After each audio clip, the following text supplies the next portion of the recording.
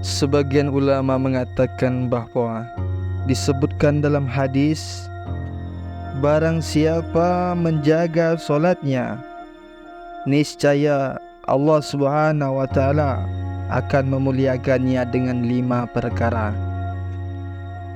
Yang pertama, dihilangkan kesempitan rezekinya. Yang kedua, diselamatkan dari azab kubur. Yang ketiga, diberikan catatan amal melalui tangan kanannya. Yang keempat, melintas sirat seperti kilat. Dan yang terakhir, masuk surga tanpa hisab. Barang siapa yang malas dalam solatnya, Allah Subhanahu wa taala akan menyiksanya dengan 15 siksa.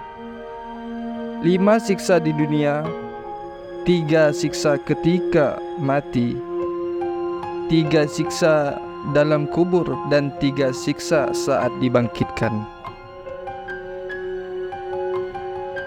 5 siksa ketika berada di dunia, yaitu yang pertama, dicabut keberkahan umurnya. Yang kedua, dihapus ciri-ciri kesolehan dari wajahnya. Yang ketiga, seluruh amal perbuatannya tidak diberi pahala oleh Allah Subhanahu wa taala.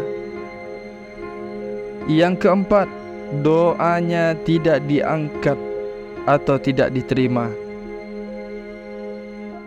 Yang terakhir, tidak mendapat bagian dari doa orang-orang soleh.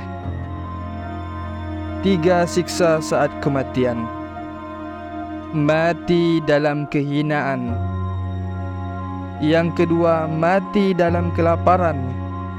Yang ketiga, mati dalam kehausan, walaupun diminumkan kepadanya seluruh air lautan di dunia ini, tidak akan menghilangkan rasa dahaganya. 3 siksa di dalam kubur.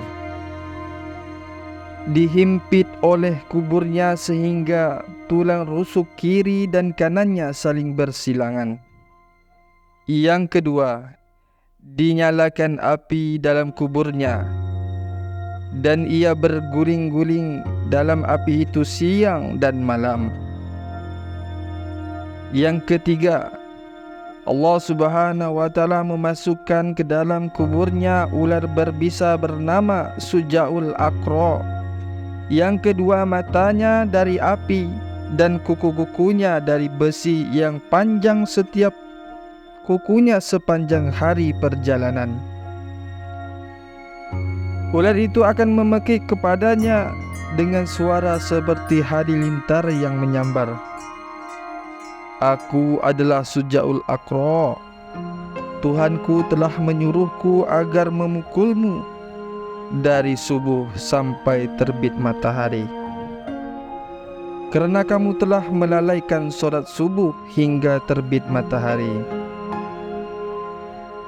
Memukulmu dari zuhur sampai asar, sebab kamu telah melalaikan solat zuhur sampai asar.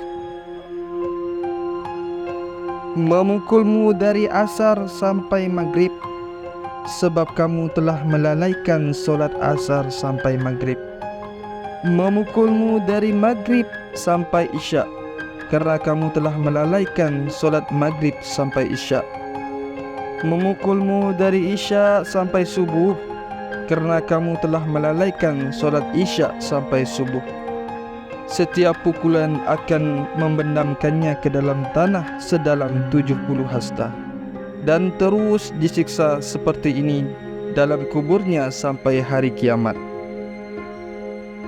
3 siksa pada hari kebangkitan, yaitu yang pertama, dihisab dengan sangat berat.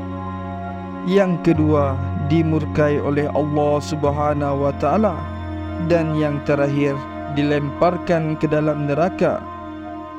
Barakallah.